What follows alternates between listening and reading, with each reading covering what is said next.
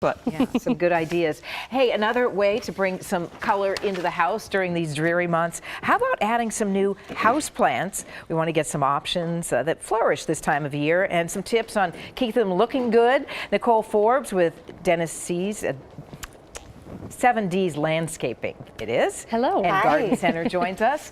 And Nicole, you brought all kinds of plants for us this morning. Gorgeous. That'll survive in all kinds of lighting. Exactly. You know, there's truly no such thing as an indoor plant. You know, we bring them inside from outside. So at Dennis 7D's, we like to try to play matchmaker a little bit with your conditions and your lifestyle and what plants are going to work best for you.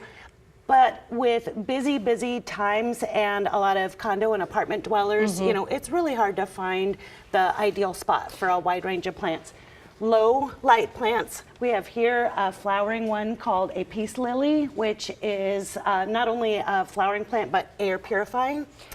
And then the snake plant. When you say low light, I mean, do you need just a small window or not really? They could be at the back of a room, in the back of my living room. As long as there's a window in that room, they could actually be in there. Low light, we consider if you need to turn on a light to like read a newspaper or a magazine, that would be considered low light. Good litmus test. If there's no window in the room though, a lot of times we have the bathroom where the window's weird, or we have a fabulous trick, and that is if you have two identical plants, you leave one in a better room with better conditions, and about every 2 weeks, you swap the two plants.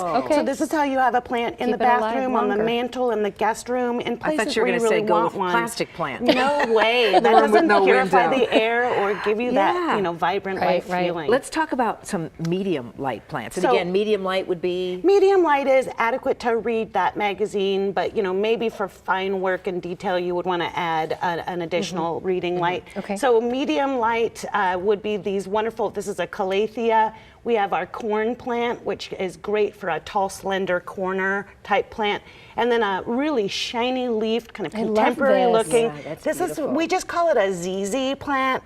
Its botanical name is a little much of a mouthful. So you'll see this often even in offices where it's more fluorescent lighting. Do you have to do something to keep the shine? So a lot of times you see plants with leaf shine on them, but the sheen on those leaves is totally just all natural. And it kind of creates its own light then. And I love the spots on this one. Gives it some depth and texture. We don't often get flowering plants to last a long time in the house. You know, blooms come and go.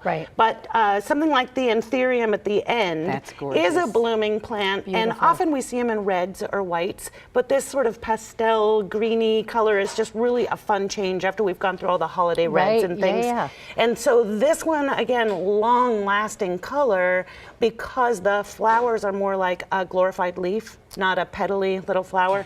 But the color you can get, and of course green is a color too, but the color you get from some of these is much longer lasting. This one, obviously you need a lot of light on, as well as which one's on the end? The hanging plant. The hanging plant? So yeah, we're seeing lots of hanging plants. People are creating what's called jungalows, you know, in their little bungalow homes. Lots of the macrame hanging baskets. It's all retro. So we've got a retro clay pot, a sugar vine hanging plant in there. Of course, we know spider plants and all the other, you know, pothos and other hanging plants, but sugar vine loves bright light, and it's real fast growing and easy care. So, of course, you know, trendy succulents are easy care and fun to grow for bright light conditions as well. For those intimidated by plants, the watering tips, I know, that gets please. me. How often on each of these? So, you know, think of it like a pet or even a child.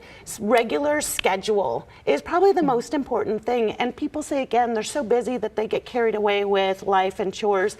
But taking a little time out of our busy schedules and even purposefully unplugging, considering it part of self-care, to just take some time with our houseplants, having a regular schedule. In the winter time, we go about half as often, but the same volume as we do in the summertime, where we give the same volume, but usually about twice as often. So a plant this size, when you talk about volume, because I never know how much. I know. I overdo it and then they die. So, and again, this goes back to our matchmaking, where we really kind of cancel you through it. Achalasia likes to go a little dry in between waterings, and the trick on this one is we have it in a plastic pot, so it's really easy to lift out and feel, is it dry, is it light?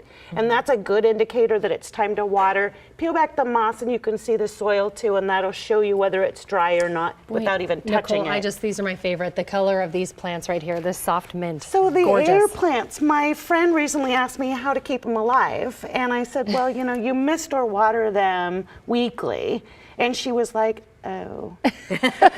So was that's not not doing just that? an air plant, right? She's like, I Oh, think I it took does it a need little water. too literally. But it's called an air plant? They're called air plants. This They is do really grow cute. attached to trees, so love they it. don't actually have roots, don't Yeah. need soil. They could grow in, you know. They do need water. But they do need water about once a week. And we're seeing brides use these in their bouquets and Very floral nice. arrangements and those kinds of things. So Nicole from Dennis's 70s Landscaping and Garden Center. a tongue I wanted to get it right on going out here since I'm Nicole, coming thank in. you. Thanks for having Some great ideas. We appreciate it. Thank you.